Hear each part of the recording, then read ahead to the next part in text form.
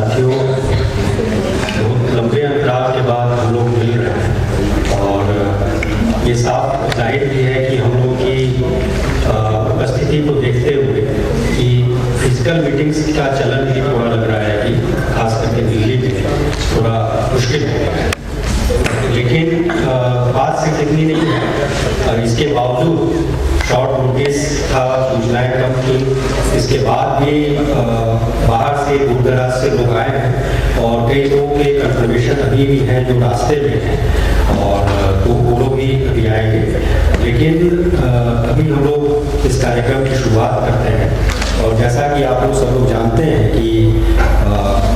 एक इस अंतराल के बाद जब हम लोग 2 साल पहले हम लोगों ने तय किया था 10वें स्टॉक टेकिंग कन्वेंशन का 20 मार्च 2020, लेकिन उससे लेकर के अभी 2022 हो गया और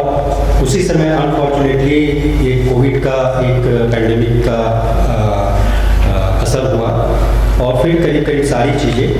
लॉकडाउन हो गई। इन सारी चीज़ों से आप लोग भली भांति से वाकिफ़ हैं। उसमें हम लोगों ने जो खोया है उससे भी सब लोग वाकिफ़ हैं। अमरीश भाई नहीं रहे, साथ साथ और कई साथी भी नहीं रहे इस पूरे दौर में। ये हम लोग सब लोग जानते हैं कि अमरीश भाई का जाना इत्तेफाक नहीं था और पूरी तरह से यह कहा जाए कि सिस्टम का फेल्योर जो हम लोग जिसकी बात करते हैं इंफ्रास्ट्रक्चर की, उस इंफ्रास्ट्रक्चर का फेल्योर वो इन प्लेस ना होना बेसिकली ये बात। और उससे भी बड़ी बात पॉलिसीज, अनरियलिस्टिक पॉलिसीज जो जमीन पे उतरती है वो किसी बंद कमरे में फाइल में पड़ी है। तो ये जो हेल्थ है या शिक्षा है, स्वास्थ्य है, शिक्षा है या इस तरह की तमाम चीज़ें, इसमें जिस तरीके से सरकार भी काम करती है और जिस तरीके से वो एक व्यापक जनता को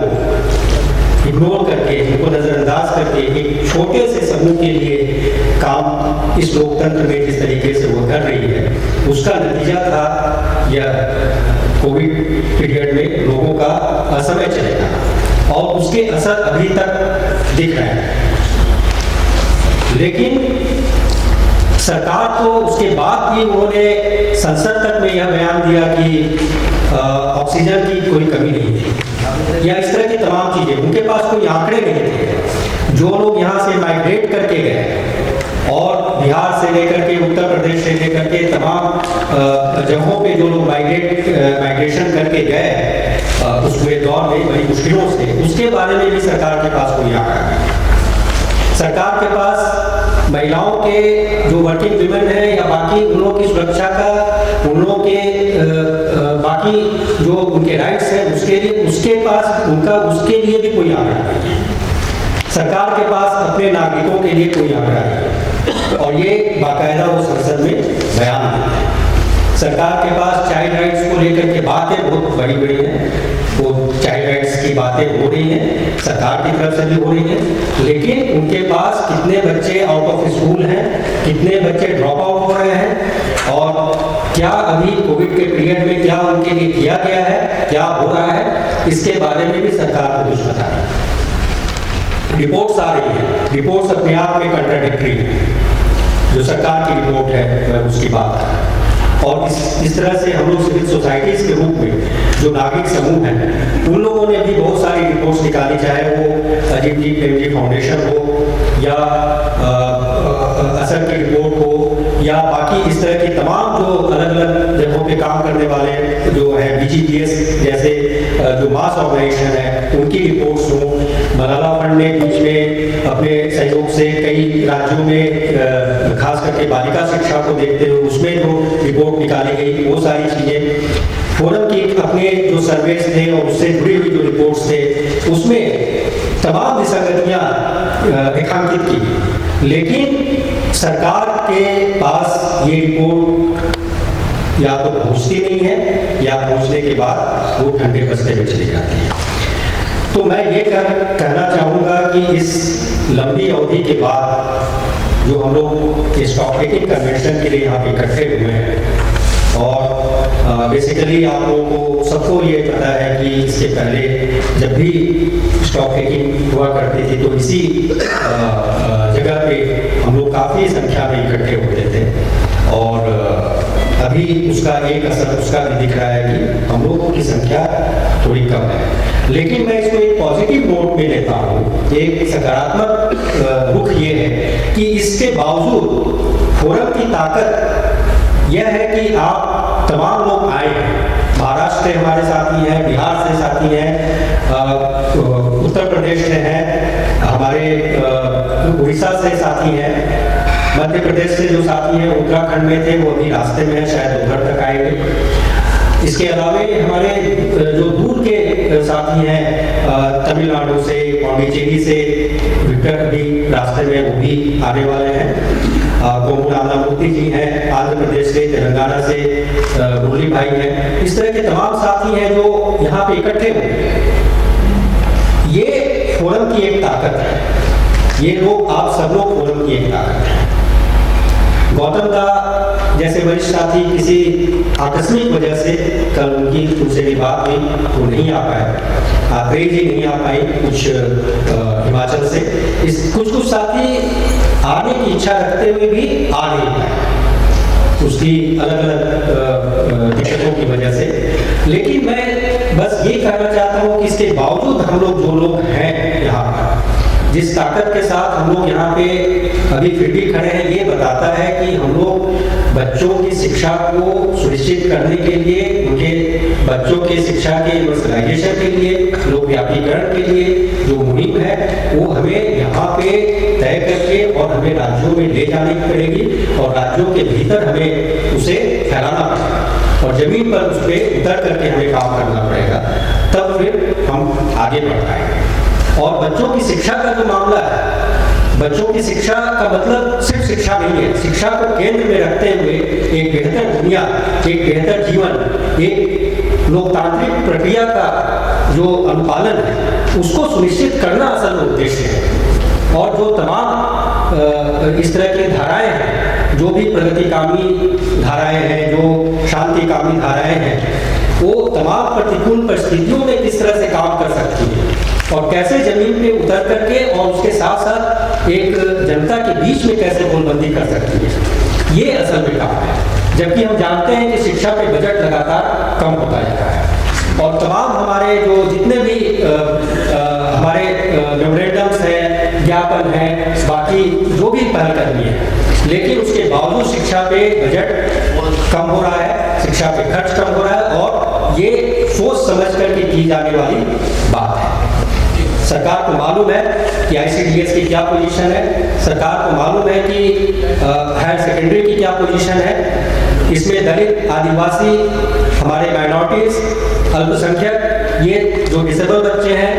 इस तरह के तमाम जो हाशिए के जो समुदाय हैं, उनकी क्या स्थिति है सरकार को मालूम है। लेकिन इसके बावजूद सरकार अगर सचेत नहीं है और सरकार की जो जवाबदेही है अगर वो पूरा नहीं करती है, तो हमें इस बात के लिए एक संकल्प करना होगा कि हम लोग किस तरह से एक इसको पब्लिक मूवमेंट में, एक जन आंदोलन में कैसे तब्दील करें। और यहाँ पे जितने भी प्रतिनिधि हैं उनसे हमेशा से ये उम्मीद रही है कि वो किसी भी रूप में यहाँ से जब जाएंगे तो अपने अपने राज्यों में जा करके और फिर वहाँ पर जो प्रक्रिया शुरू करेंगे, असल में वही प्रक्रिया फोरम को स्ट्रेंथन करेगा, उसको सशक्त करेगा। असम जैसे प्रांत से, जो कि काफ़ी अनरेस्ट में रहा है, अशांत इलाकों में गिना जाता है, लेकिन वहाँ से हमारे साथी हैं। टी गार्डन जैसे मुश्किल परिस्थितियों में काम करने वाले साथी, उससे हमारे साथी यहाँ पे सुब्रत हैं, जो यंग आसाम उनका एक संगठन है, उससे वो रिप्रेजेंट कर रहे हैं, मोहिता है, मुकुट लोचन है। तो ये सारे साथी जो हैं उससे मैं गुजारिश मैं करूँगा कि जब यहाँ से लौटें हम लोग अपनी बातचीत करके आगे जो सेशन होंगे उसमें हम लोग न केवल शिक्षा के अधिकार पे व्यापक तरीके से बात करेंगे बल्कि हम लोग चैलेंजेस पे बात करेंगे कि किस तरह से सरकार राष्ट्रीय शिक्षा नीति की आड़ में जो भी अधिकार अभी तक बच्चों को मिले हैं उसको भी खात्मा करने की तैयारी में है और वो जगह जगह उसका इम्प्लीमेंटेशन हो रहा है। हम अपनी जगह कितना इम्प्लीमेंट कर पा रहे हैं अपनी चीज़ों को ये दिक्कत बात है, लेकिन सरकार जो कर रही है वो बच्चों के व्यापक हितों के खिलाफ है। तो हमें इस बात को भी समझना पड़ेगा, इस चीज़ को हमें रेखांकित करते हुए अपने काम काज में उसको दिखाना पड़ेगा। मैं इस पर ज़्यादा समय नहीं लूँगा, लेकिन मुझे लगता है कि ये सब जो तमाम मुद्दे हैं उसमें एक प्राइवेटाइजेशन और कमर्शियलाइजेशन का मुद्दा है जो कि हर चीज़ निजीकरण की तरफ बढ़ रही है और बताया जा रहा है कि निजीकरण के कितने फायदे हैं सरकार की तरफ से ये बताया जा रहा है। लेकिन हम लोग अपने निजी जीवन में भी और सामूहिक जीवन में भी हम लोग महसूस कर पा रहे हैं कि निजीकरण के क्या फायदे और क्या नुकसान है। तमाम जो विश्वविद्यालय हैं वहाँ पे फीसें बढ़ रही हैं और वो फीस ऐसी है जिससे कि सारे लोग जो एक तबके के लोग, व्यापक तबके के लोग, वो उससे बाहर हो जाएंगे, चाहे वो IIT हो, IIM हो या अन्य जो विश्वविद्यालय है उससे। जो जहाँ तक बच्चों की शिक्षा का मामला है उसमें देखिए कि कितने सारे बच्चे इस पूरे रणनीति से किस तरह से वो बाहर हुए। ऑनलाइन का ज़माना शुरू हो गया और आप देख ही रहे हैं कि जो कोचिंग सेंटर्स के जो करता धरता है वो उनके बारे में प्रचारित हो रहा है कि वो काफ़ी मतलब एक तरह से उनको शिक्षा भी बना दिया है। यानी शिक्षा के जो मूल उद्देश्य हैं उसको छोड़ करके इस तरह के प्रचार चल रहे हैं। बालिका शिक्षा वाले मामले में बेटी बचाओ बेटी पढ़ाओ का हर्ष सबको मालूम। इसी तरह से मुझे लगता है ऐसे अनगिनत मुद्दे हैं जिसपे हम लोग बात करेंगे। अभी हमारे जो भी राज्यों से साथी हैं अलग अलग सेशन में अभी हम लोग उस पर चर्चा करेंगे। और एक स्टॉक टेकिंग कन्वेंशन के लिए हम लोग हमेशा एक रिपोर्ट रिलीज करते थे, उसका एक प्रेजेंटेशन यहाँ पे अंजना जी हैं वो करेंगी और जो प्रोसीडिंग्स यहाँ पे चलेगी पूरे दिन भर उसको फिर मुकम्मल तरीके से उसमें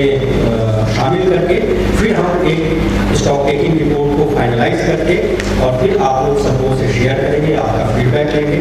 और तब फिर हम इसको आगे बढ़ाएंगे। तो बहुत ही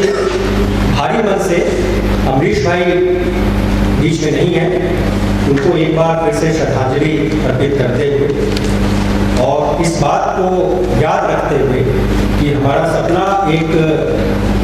व्यापक लोकतंत्र को कैसे जमीन पे उतारना है ये है और उसके लिए हम लोग अपनी तरफ से पूरा प्रयास करेंगे।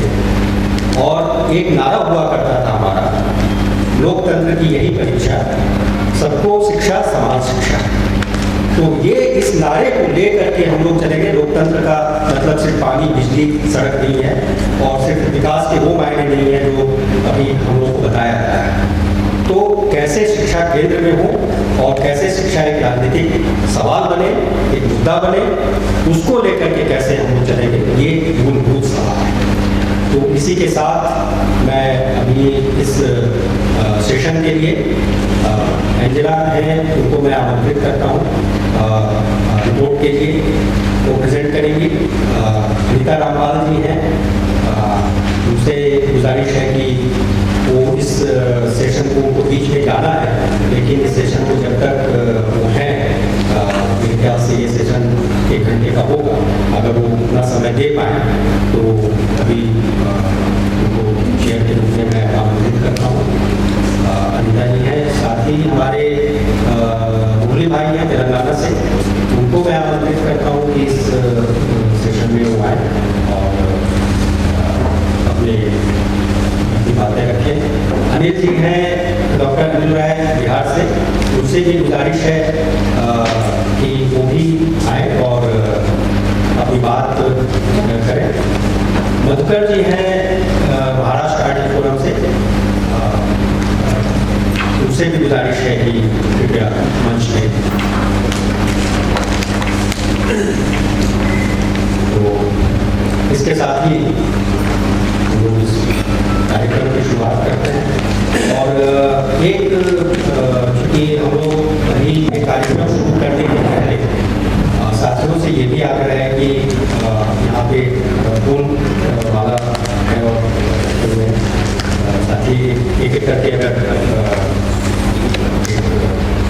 श्रद्धांजलि अर्पित करें और साथ ही हम लोग